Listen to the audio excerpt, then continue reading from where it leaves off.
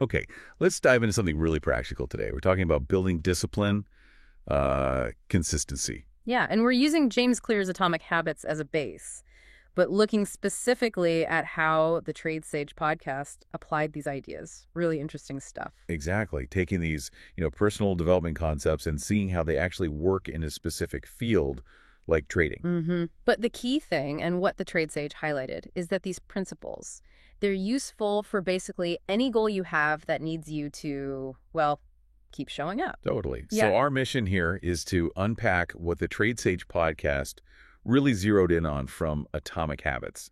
What are the actionable takeaways for you? And they kept circling back to that one core idea from Clear, that quote. The habits are the compound interest of self-improvement one. That's it. It really sets the stage perfectly. It does. And it leads right into the first big concept. The Trade Sage podcast really hammered home the power of tiny gains. Yeah, this wasn't about, huge overnight transformations. Not at all. Right? The podcast really focused on that relentless pursuit of just small improvements consistently. They mentioned a trader maybe trying to get just 1% better each day. At something specific, yeah. Like refining analysis or maybe just being a tiny bit better at journaling. Sounds almost insignificant, doesn't it? It does, but that's the whole compound interest idea in action, right? Exactly. The podcast really emphasized how those little 1% wins, day after day, week after week, they compound into massive growth over time. They contrasted it with, someone who goes all out for a weekend, reads 10 books, tries some crazy new strategy, but then fizzles out. Yeah, the inconsistent bursts. Right. The podcast made it clear those small, consistent gains, they win. Yeah. Every single time in the long run. So it's about the regularity, the direction, more than the size of any one step. Okay. Which brings us to another really key area the Trade Sage explored, identity-based habits. Ah, yes. This one, as the podcast laid it out, is kind of crucial for understanding why habits stick for some people and, not others. It's less about forcing the action, I want to do this, and more about shifting who you see yourself as, who you're becoming. Okay. So moving from, I want to achieve X, to, I am the kind of person who does Y. The podcast highlighted that shift. Gotcha. So using their trading example, instead of, I want to be profitable, it's more like, I am a disciplined trader. Exactly. And the podcast argued that when you make that internal shift, when you adopt that identity, the habits just follow. Pretty much. They feel less like chores and more like just confirming who you already are.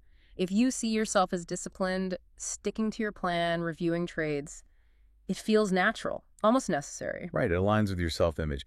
The podcast really nailed that point, that identity shift makes consistency sustainable for you. Definitely. It grounds everything. Okay. This is where it gets super practical, I think. The podcast spent time on the cue craving response reward loop, the mechanics of habits. Yeah, understanding this loop, as the Trade Sage explained it, is like having a roadmap.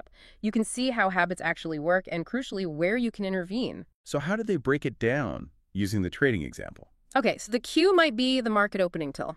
Simple trigger. The craving could be, the desire for a good trade, maybe excitement, maybe even fear of missing out. Right. The response is what you actually do. Maybe you follow your plan carefully, analyze patiently, or maybe you jump in impulsively. And the reward. That's the outcome. Could be profit, sure, but it could also be the satisfaction of sticking to your rules, or the sting of a loss, which is its own kind of feedback.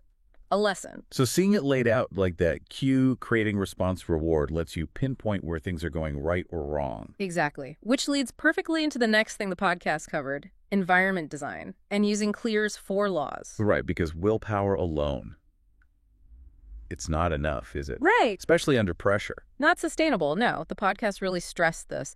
You have to actually design your environment to support the habits you want and hinder the ones you don't. Using those 4 laws. Right. Yeah. Making good habits obvious, attractive, easy, satisfying.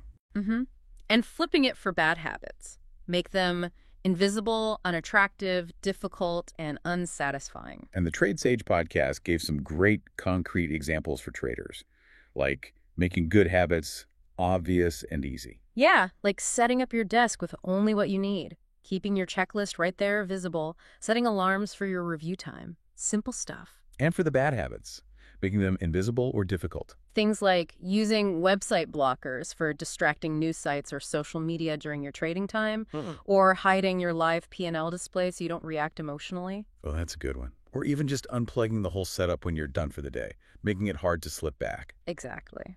They also touched on automation, like using journaling templates. That makes the response journaling easy, and seeing the filled template makes the reward feel more satisfying. So the big takeaway from the podcast on this was, don't underestimate your environment. It's constantly shaping your behavior, whether you realize it or not. Okay, so let's try and wrap this up. The core message, really, from the Trade Sage podcast's application of Atomic Habits seems pretty clear. Yeah, it's that consistency. Real lasting consistency. It doesn't come from these huge heroic efforts.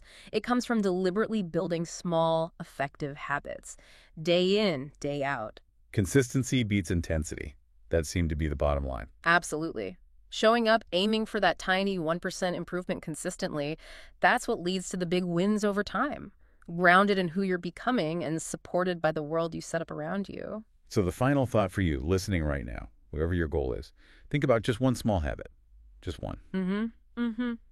Could you use that cue craving response reward loop to maybe understand it a bit better? Why you do it or why you struggle with it? Or could you tweak your environment, even slightly? Make that one good thing 1% more obvious or 1% easier. Right. Make that one bad thing 1% harder to do. Right now, today. Yeah. How could you make that one thing just a tiny bit better or easier, trusting that, like compound interest, it'll add up, something to chew on?